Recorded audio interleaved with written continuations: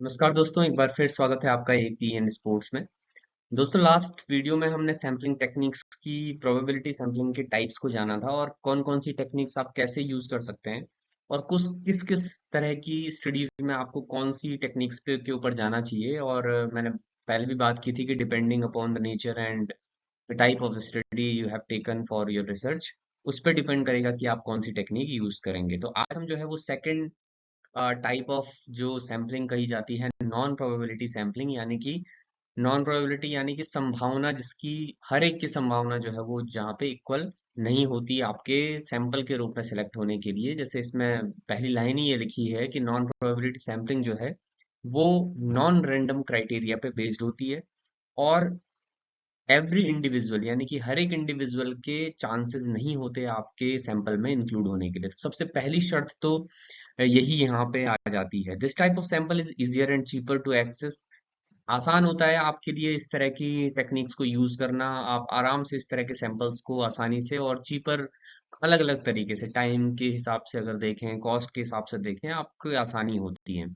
लेकिन बहुत हद तक एक वैलिड स्टैटिस्टिकल इन्फ्रेंस जो होल पॉपुलेशन का आपको चाहिए होता है, यानी कि जो जनरलाइजेशन जिसे हम कहते हैं, वो इस तरह के नॉन प्रोबेबिलिटी सैम्पलिंग की टेक्निक यूज करके आप वैलिड स्टैटिस्टिकल इन्फ्रेंस तक होल पॉपुलेशन के पहुंचना आपके लिए थोड़ा सा मुश्किल होता है। तो बेसिकली जो है वो एक्सप्लोरेटरी या क्वालिटेटिव काइंड ऑफ रिसर्च में नॉन प्रोबेबिलिटी सैम्पलिंग टेक्निक का यूज होता है। मैं एक एक एग्जांपल के साथ आपको समझाने की कोशिश करूंगा पूरे वीडियो में।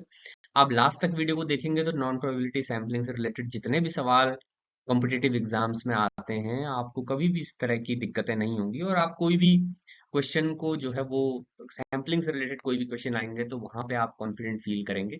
आसानी से आप नंबर जो है वहां पे ले पाएंगे। तो इस तरह का सैंपल आप जानते हैं कि जब आप नॉन प्रोबेबिलिटी सैम्पलिंग में आपने ये लेंस में समझ में आ रहा है कि एक लेंस से आप उन्हीं लोगों को देखना चाह रहे हो जो उस लेंस के फ्रेम में आ जाएं। तो बेसिकली एक तरह का एक एग्जांपल यहाँ पे दिया हुआ है कि पॉपुलेशन बहुत बड़ी है लेकिन आपने सिर्फ कुछ लोगों के ऊपर वहां पे ध्यान दिया। सबसे पहला पार्ट जो इसका टाइप आता है कन्वीनियंस सैम्पलिंग। कन्वीनियंस से रिलेटेड आपको साफ समझ में आ रहा है कि जो सुविधा अनुसार आपको आसानी से जो सैंपल मिल जाए वो होता है। क्लोज क्लोज प्रॉक्सिमिटी होनी चाहिए, होती है। उस स्थिति में जो है वो रिसर्चर क्या करता है, अपने एक्सेस को देख के जहां उसका एक्सेस जो है वो उसको लगता है कि इजी है, उस जगह जाके और उस उन लोगों को वो क्लोज प्रॉक्सिमिटी में जो लोग होते हैं या जो सैंपल होता है, जो सब्जेक्ट होता है, उनको वो अपने सैंपल के रूप में वहां पे ले लेते हैं। तो बेसिकली कन्वीनियंस सैम्पलिंग इस तरह की सैम्पलिंग कही जाती है जहां पे इंडिविजुअल जो है वो एक्सेसिबल होते हैं रिसर्चर के बहुत आसानी से, जहां पे वो उन्हें अपने सैंपल में ले पाते हैं। एक इजी होता है और इनएक्सपेंसिव वे है, यानी कि बहुत ज्यादा खर्चीला नहीं है, आसान है ताकि आप इनिशियल डेटा को जो है वो आसानी से ले पाओ। तो कन्वीनियंस सैंपल बेसिकली आपने देखा होगा जब जनरली हम कुछ इस तरह की स्टडी करते हैं जहाँ पे हमें तुरंत जो है वो हम कोई स्टडी करने गए और अभी हमें तुरंत उस तरह का डेटा, इनिशियल डेटा चाहिए जिससे हम किसी आउटकम तक पहुंच पाए। तो उस तरह के क्वालिटेटिव डेटा को कई बार हम कन्वीनियंस सैम्पलिंग से लेना बेहतर भी रहता है। लेकिन कई लोग जो है वो अच्छे बड़े जो सर्वे होते हैं या नॉर्म्स डेवलप करना होता है किसी स्टडी में, या और भी तरह के सर्वेज या और भी तरह की एक्सपेरिमेंटल स्टडीज होती हैं, वहां पे कन्वीनियंस सैम्पलिंग करने चले जाते हैं। एक्सपेरिमेंटल कंडीशंस में थोड़ा सा आप एक कह सकते हैं कि कन्वीनियंस सैम्पलिंग आप यूज करिए, लेकिन वहां भी अगर आप कन्वीनियंस के साथ साथ प्रोबेबिलिटी वाली रैंडम सैम्पलिंग करेंगे तो शायद वो आपके लिए बेहतर एक विकल्प हो सकता है। लेकिन कन्वीनियंस सैम्पलिंग बेसिकली ज्यादातर आप देखते होंगे कि रिसर्चर जो है वो अपने कन्वीनियंस के हिसाब से जो है वो सैंपल ले लेता है जिसकी एक तरह से वैलिड इन्फ्रेंस वो नहीं होता होल पॉपुलेशन का। तो वहां पे आपको कई तरह का प्रॉब्लम वहां पे हो सकता है। Useful in formulative and explorative studies, जैसे मैंने पहले भी कहा था। लेकिन पायलट स्टडीज में जब पायलट सर्वे का करा जाता है, पायलट स्टडी आप जानते हैं कि जब एक लार्ज नंबर ऑफ डेटा पे आप कोई रिसर्च कंडक्ट करने जाते हैं, उससे पहले आप छोटे ग्रुप पे जो है वो रिसर्च कंडक्ट करते हैं, देखना चाहते हैं कि किस तरह के मेथड्स, किस तरह की प्रॉब्लम्स या प्रैक्टिकलिटी के हिसाब से आप किस तरह से उसको कर पाएंगे, नहीं कर पाएंगे। उन सब चीजों को ध्यान में रखते हुए आप एक पायलट स्टडी करते हैं। उसी पायलट स्टडी में कई बार क्वेश्चनेयर जो है वो टेस्टिंग के थ्रू जब आप बनाते हैं तो वहां पे कन्वीनियंस सैम्पलिंग का यूज कई बार कर लिया जाता है कि एक तरह का डेमो आप या फिर हम कहें कि मॉक सर्वे को वहां पे आप करना चाहते हैं तो कई बार कन्वीनियंस सैम्पलिंग वहां पे ठीक मानी जाती है। लेकिन उसके अलावा जब लार्ज नंबर ऑफ डेटा पे आप जाएंगे वहां आप सर्वे करने जाते हैं तो वहां पे आपको प्रोबेबिलिटी सैम्पलिंग की ओर जाना ज्यादा बेहतर होता है। तो अब इस फिगर से भी आप जान पा रहे हैं कि जो क्लोज प्रॉक्सिमिटी है, जितने क्लोजर जो रिसर्चर के जितने भी सैंपल हैं या जितने भी सब्जेक्ट्स हैं, उन लोगों को उन्होंने सिर्फ टारगेट किया और उन्हीं से डेटा गैदर कर दिया। तो इस तरह की जो सैम्पलिंग है वो कन्वीनियंस सैम्पलिंग कहलाती है। एडवांटेजेस इसके आप आसानी से देख सकते हैं, हेल्पफुल होती है पायलट स्टडीज में, जैसे मैंने कहा इजी टू कलेक्ट होती है, आसानी से आप कलेक्ट कर पाते हो, शॉर्टर ड्यूरेशन ऑफ टाइम, कम समय में आप इसको ले सकते हो और बहुत लो कॉस्ट होती है। अब सैंपल बायस होता है, आप जानते हैं इसका डिसएडवांटेज है। रिप्रेजेंटेटिव बायस होगा तो रिप्रेजेंटेटिव नहीं होगा होल पॉपुलेशन का, ये भी आप समझ सकते हैं। और सैम्पलिंग एरर हाई लेवल के होने के चांसेस होते हैं।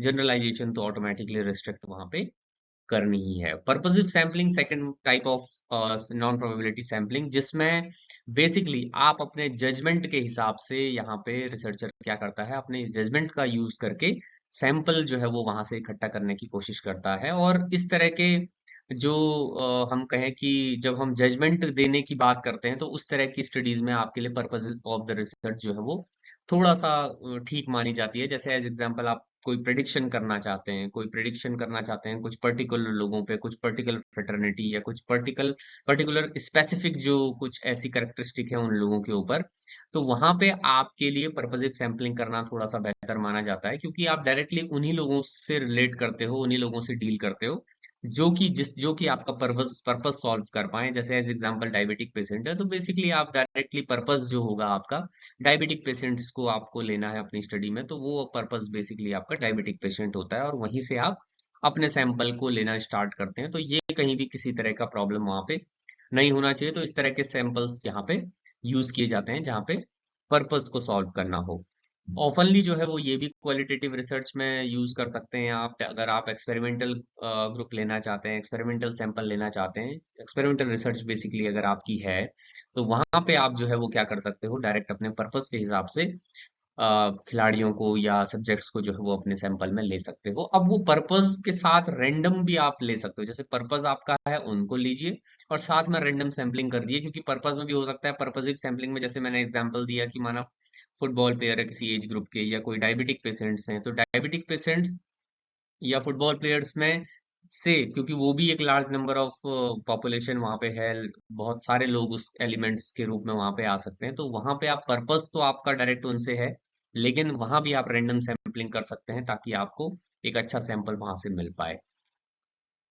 उसके अलावा जो है कई बार हम डेलिब्रेट सैम्पलिंग भी इसे कहते हैं। कई बार क्वेश्चंस पूछे जाते हैं एग्जाम में कि डेलिब्रेट सैम्पलिंग किसे कहा जाता है, तो डेलिब्रेट सैम्पलिंग आपको पर्पसिव सैम्पलिंग को कहा जाता है, कि डेलिबरेटली यानी कि जानबूझ के आप उस सैंपल की ओर जाते हैं, उस सब्जेक्ट की ओर जाते हैं जो कि आपके पर्पस के हिसाब से जो है वो वहां पे आपके लिए कारगर साबित हो पाए। तो जैसे यहाँ पे दिखाया गया कि पर्पस हमें सिर्फ जो ये सैफरन कलर में आपको ये सब्जेक्ट्स नजर आ रहे हैं उनसे सॉल्व होने वाला है। आपकी रिसर्च जो है वो, जैसे ये लोग ऐसे हैं जो डायबिटिक पेशेंट्स हैं, तो बहुत सारी पॉपुलेशन में से आपने क्या किया, सिर्फ डायबिटिक पेशेंट्स को ले लिया, या ये सारे फुटबॉलर्स हैं लेकिन we only need some specific age group, जैसे हमने 16 से 19 साल के ले लिए, तो ये सैफरन कलर के चार लोग जो हैं वो इन पूरे पॉपुलेशन, इन सारे फुटबॉल प्लेयर्स में से इस एज ग्रुप के हमने ले लिए।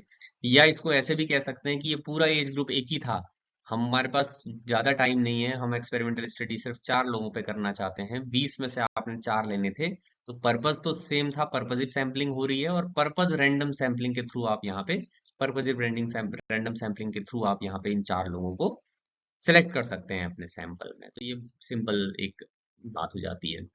एडवांटेज और डिसएडवांटेजेस भी बहुत आसान यहाँ पे आपको दिखेंगे, कि जो आइडियल मानी जाती है एक्सप्लोरेटरी रिसर्च डिजाइन के लिए, easier to make generalize about your sample in compare of convenience sample। अब convenience sample में generalization बिल्कुल restrict है, possible बहुत मुश्किल से आपको मिल पाएगा, लेकिन यहाँ जब आप पर्पसिव सैम्पलिंग में जाएंगे तो वहां पे जनरलाइजेशन हो सकती है, क्योंकि आपने डायरेक्ट उन लोगों को लिया है जिन लोगों से वो रिलेट कर रही है वो स्टडी।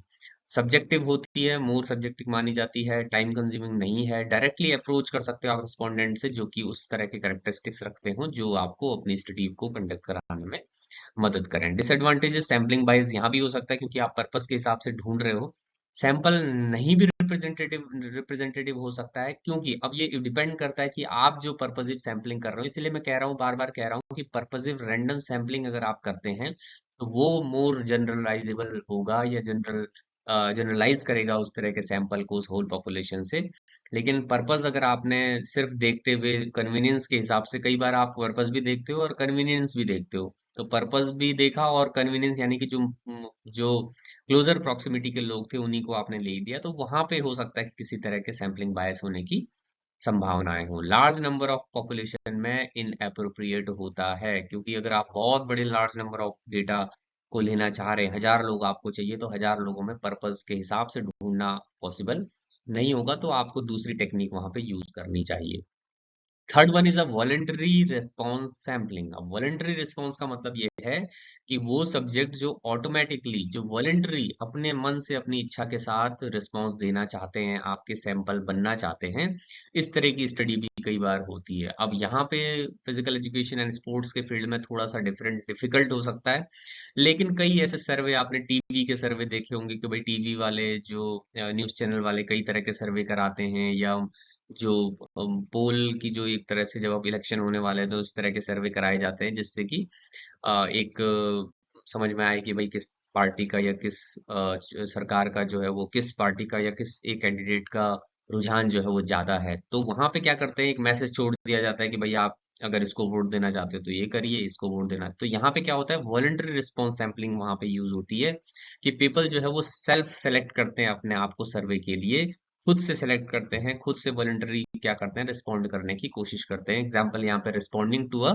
पब्लिक ऑनलाइन सर्वे, जैसा मैं कह रहा हूँ कि उन्होंने खुद से ही अपना मोबाइल लिया और मोबाइल से अपने आप ही वो उस सर्वे का पार्ट बन गए। या कहीं कोई लिंक आपने, आजकल रिसर्चर कई लोग जो है वो सर्वे से रिलेटेड जो क्वेश्चनर बेस्ड रिसर्च होती हैं उनको क्या करते हैं कि वहां पे इन पर्सन प्रेजेंट ना होके, बल्कि क्या करते हैं कि कई बार ऑनलाइन सर्वे करा के एक लिंक जो है वो गूगल फॉर्म की दे देते हैं, और रिस्पोंडेंट जो है जो जो बनना चाहते हैं वो उसको भर के कर देते हैं। तो कई मायनों में ये थोड़ा सा इशू रहते हैं सर्वे से रिलेटेड, क्योंकि चूंकि आपके लिए थोड़ी आसानी तो जरूर होती है, लेकिन जब आप सामने किसी को इंस्ट्रक्ट करके भरवाते हैं और जब घर में बैठ के जो खुद से सेल्फ रिस्पोंडेंट बन रहा है, वॉलंटरी रिस्पॉन्स कर रहा है, तो वहां पे कहीं ना कहीं थोड़ी सी बायसनेस बायसनेस तो नहीं, लेकिन किस तरह से वो फॉर्म भर रहा है, किस तरह से वो आपके सर्वे में पार्ट ले रहा है, क्या वो सीरियसनेस से चीजें कर रहा है या नहीं कर रहा, वो सब चीजें भी मायने रखती है। हालांकि वॉलंटरी वो इस मायने में भी फायदेमंद है कि कई बार वॉलंटरी रिस्पॉन्ड करने वाले वही लोग रिस्पॉन्ड करते हैं जो कि उसमें इंटरेस्टेड होते हैं, तो सही तरह का डेटा भी कई बार दे देते हैं। तो उसके प्रोज एंड कॉन्स आपको दोनों तरह से मिलने वाले हैं। तो इस तरह के वॉलंटरी रिस्पॉन्स सैम्पलिंग हम कह सकते हैं कि पब्लिक ऑनलाइन सर्वे में ज्यादा होते हैं। Voluntary response samples are always at least somewhat biased, as some people will inherently be more likely to volunteer than other। कुछ ही लोग ऐसे होते हैं जो वॉलंटियर, भाई हर लोग अपनी इच्छा जाहिर नहीं करते, सामने आके अपने आप वॉलंटरी रिस्पॉन्स नहीं करते, तो कई मायनों में इस तरह से समवट हम कह सकते हैं कि संभाव ये बायसनेस की तरफ जाती है। लेकिन फिर भी एक हद तक हम कह सकते हैं कि जो रिस्पॉन्ड कर रहा है कि वो रिस्पॉन्स जो है वो करने वाले जो भी सब्जेक्ट्स होते हैं वो ऑटोमेटिकली वो है इंटरेस्टेड होते हैं उस तरह से।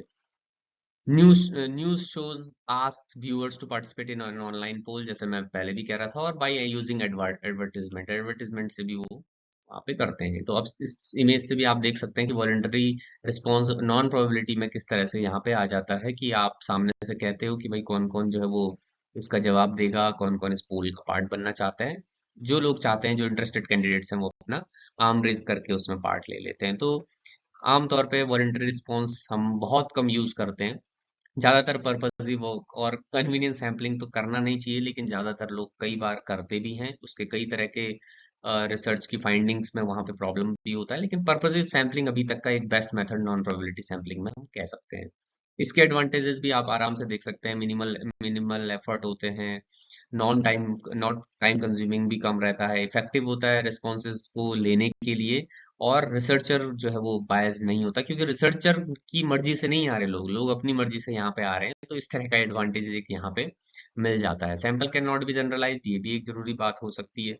Typically biased in particular way, कभी कभी जो है वो बायस्ड हो सकता है जब कोई सामने वाले जो रिस्पोंडेंट हैं उनकी किस तरह की प्रतिक्रिया या वो किस तरह का दिमाग में रख के चीजों को लेके पोल में आपके शामिल हो रहे हैं, वो सब एक डिसएडवांटेज का यहाँ पे कारण बन सकते हैं। Fourth one is a non snowball sampling. इसमें इंपॉर्टेंट जो है वो ये तीन ही, convenience sampling, purpose sampling, snowball sampling. Voluntary response बहुत कम यूज होता है और एग्जाम्स में भी कम पूछा जाता है। स्नोबॉल सैम्पलिंग में आप ये मान के चलिए, मैं पहले इमेज आपको दिखा देता हूँ। इसमें क्या होता है कि आप रिसर्चर हो, रिसर्चर दो लोगों को जानता है और वही लोग जो है वो एक चेन की तरह आगे बढ़ते रहते हैं, और वो दो लोग, जैसे यहाँ पे तीन लोगों को सिलेक्ट किया, फिर वो उन तीन लोगों से जो है वो आगे जो है वो चेन बढ़ती जाती है। और चेन सैम्पलिंग भी इसीलिए स्नोबॉल सैम्पलिंग को कहा जाता है। ये बढ़ते हुए ये जो सब्जेक्ट्स के नंबर हैं ये बढ़ते जाते हैं, और स्नोबॉल सैम्पलिंग इस तरह से आप अपने रिसर्च में कंडक्ट कर पाते हैं। मतलब जो सैंपल या जो सर्वे या जिस तरह की टेस्टिंग आप कर रहे हैं, ये सब आपके सैंपल के अंदर वहां पे आ जाते हैं। तो आपको एफर्ट नहीं करना होता है, आपसे जुड़े हुए लोग आगे जाके वो चेन जो है वो बनती जाती है। इस तरह की स्टडी आमतौर पे क्या होता है कि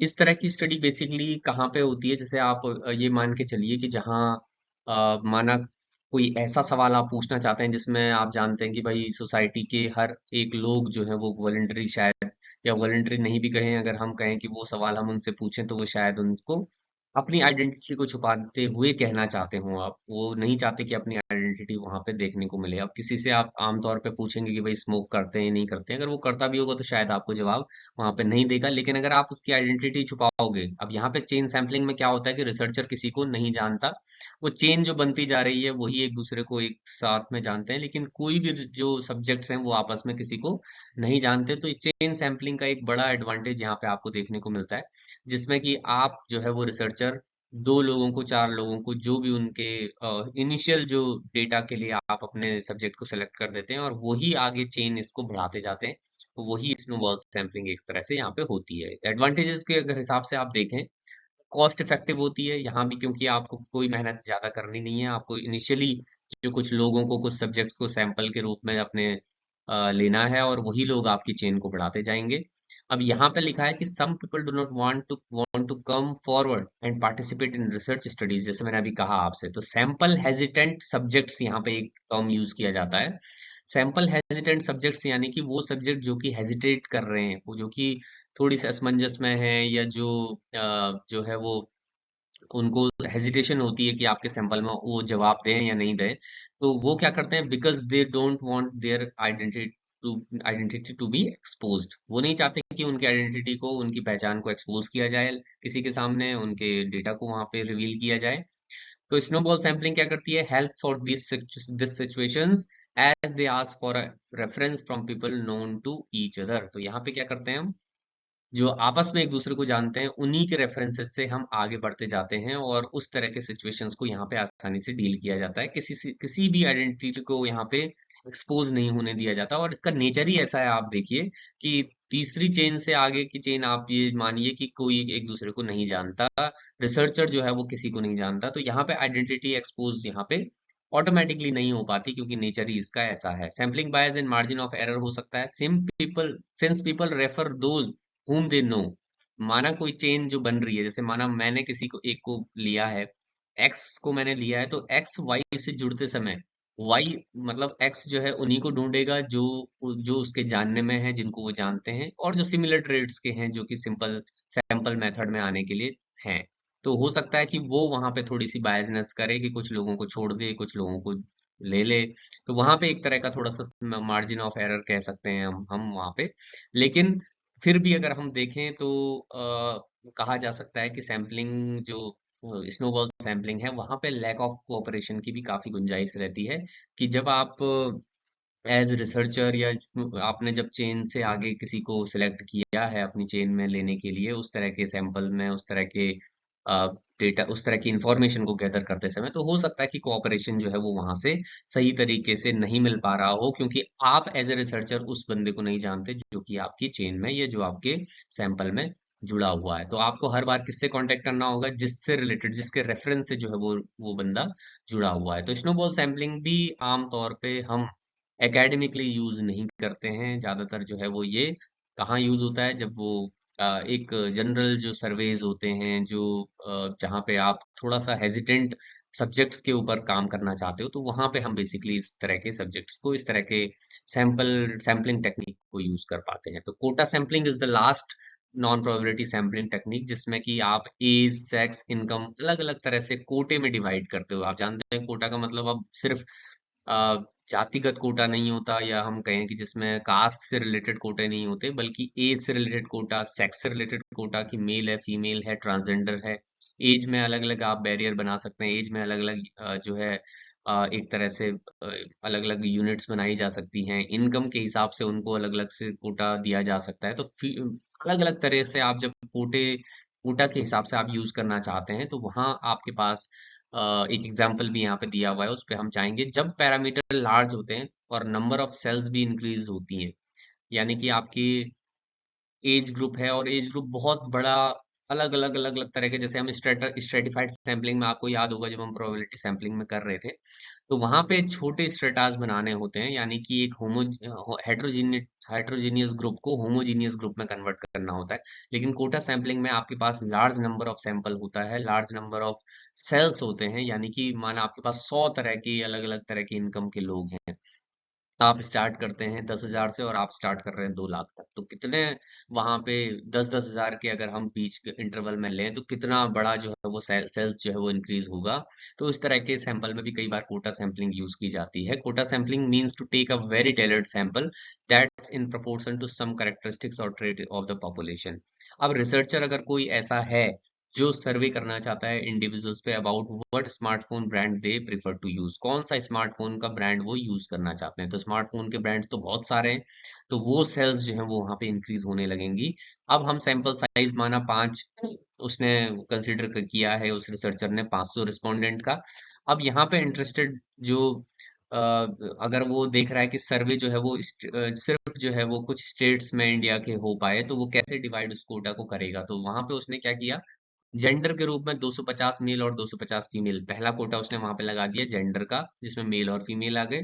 फिर उसने वो एज का कोटा लगा दिया, जहां पे 100 respondent each between the age of 16 से 20, 21 से 30, 31 से 40, 41 से 50 और 51 प्लस, वहां पे 5 तरह के एज के जो है वहां पे अलग अलग जो है वो रेंज में उन्होंने रख दिया। और 100 रिस्पोंडेंट, क्योंकि कितने रिस्पोंडेंट है, 500 है, 500 में 250 महिलाएं, 250 पुरुष हो गए, 100 जो है वो इन एज ग्रुप में आ जाएंगे। तो फिर यहाँ पे एक और कोटा लग गया। एक और कोटा वो लगा सकता है अगर वो चाहे, कि अब एम्प्लॉयमेंट स्टेटस के हिसाब से मैं रखूंगा, यानी कि 350 एम्प्लॉयड जो इंडिविजुअल्स हैं वो, और 150 अनएम्प्लॉयड जो कि रोजगार जिनके पास नहीं है, वो लोग स्टूडेंट हैं या अदर तरह के हैं, वो किस तरह से कौन सी कंपनी का जो है वो यूज, स्मार्टफोन ब्रांड किस ब्रांड का यूज करना चाहते हैं, ये एक तरह से वहां से आपको आसानी से मिल सकता है। इसके बाद भी एक और कोटा लगाना चाहें अगर, तो वहां पे ये कह रहा है कि भाई एज एग्जांपल अगर आउट ऑफ 150 जो हमने अनएम्प्लॉयड पीपल की बात की थी, जो जिनके पास रोजगार नहीं है, तो जरूरी नहीं है वो स्टूडेंट ही हो,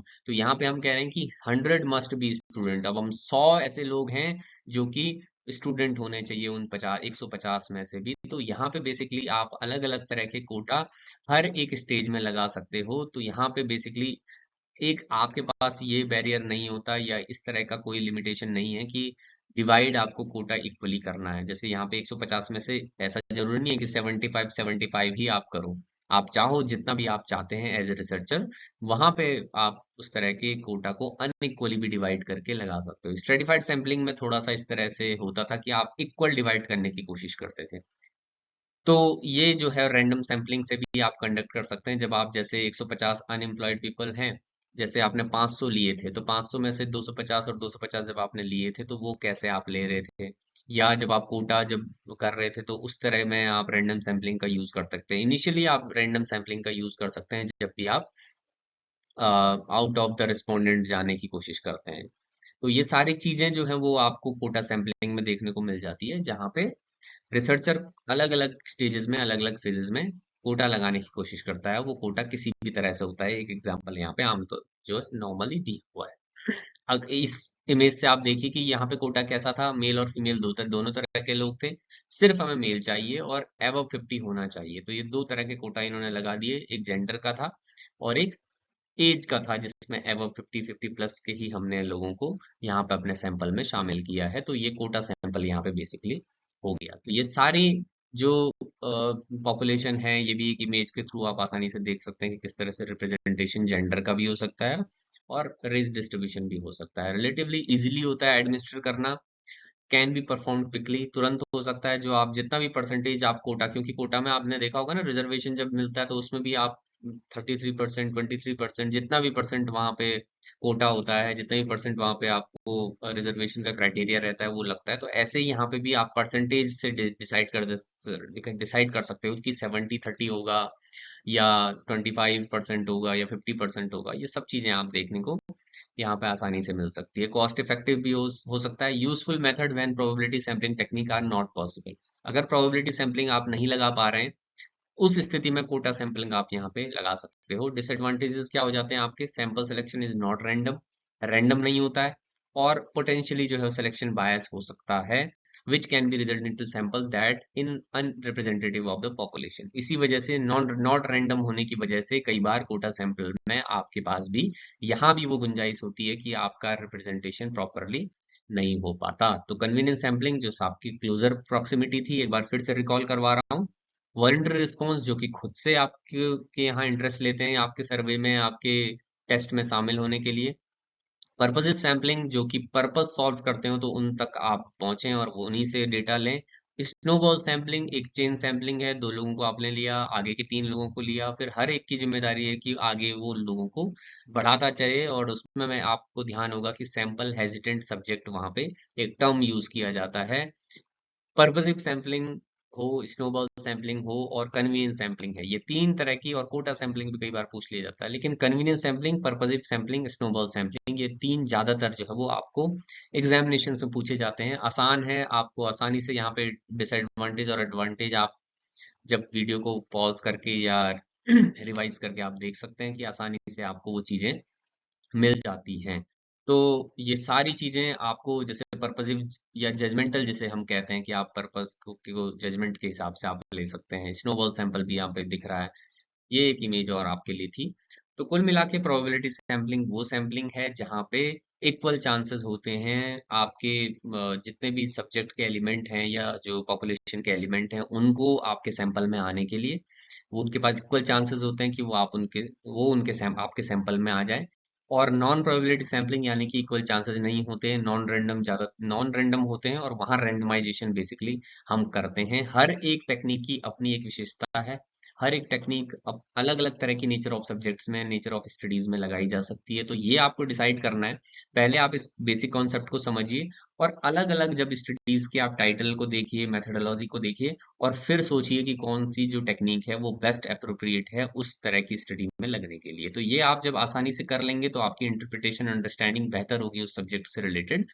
तो यही चीजें मुझे आपसे क्लियर करानी थी। किसी भी तरह का डाउट आपका होता है तो कमेंट बॉक्स में आप जरूर लिख सकते हैं। थोड़ा सा मैंने इसको स्पीड अप करने की कोशिश की है, क्योंकि मैं जानता हूँ कि आप बहुत लंबी वीडियोस भी देखना पसंद नहीं करते हैं। और कई लोगों का मुझे इस तरह का रुझान रहता भी है कि आजकल जो है वो जल्दी जल्दी में आप ज्यादा चीजें कवर कर पाओ। तो मेरी कोशिश ये थी कि इमेजेस और कुछ एग्जांपल्स के थ्रू आपको बेहतर इसकी इंटरप्रिटेशन दे पाऊं। तो ये कोशिश एक थी कि ये पार्ट वन और पार्ट टू दोनों आप बेहतर तरीके से देखें, और किसी भी तरह का क्वेश्चन आपका सैम्पलिंग से रिलेटेड आपके पीएचडी एग्जाम, नेट एग्जाम में या एमपीट के एग्जाम्स में या कोई भी एंट्रेंस एग्जाम में आपका गलत नहीं होना चाहिए। यही मेरे एक एम था, एक उद्देश्य था। होपफुली आपको इससे काफी, इस वीडियो से काफी मदद मिली होगी। वीडियो पसंद आ रहा है तो आप लाइक जरूर करें, और सारे नीडी, जितने भी नीडी स्टूडेंट्स हैं उनसे, आप कैंडिडेट्स हैं उनसे आप जरूर शेयर करिए। आगे भी हमारे चैनल से आप इसी तरह से जुड़ते रहिए, क्योंकि मैंने आपको पहले ही बताया है कि हम सिर्फ स्पोर्ट्स कंटेंट नहीं बल्कि भी जितने भी फिजिकल एजुकेशन एंड स्पोर्ट्स से रिलेटेड जो बर्निंग टॉपिक्स होते हैं, कुछ रूल्स रेगुलेशंस में कई बार चेंजेस आते हैं, तो उसमें भी मैं कई बार बात करता हूँ, उन रूल्स को बेहतर तरीके से, सरल तरीके से समझाने की कोशिश करता हूँ।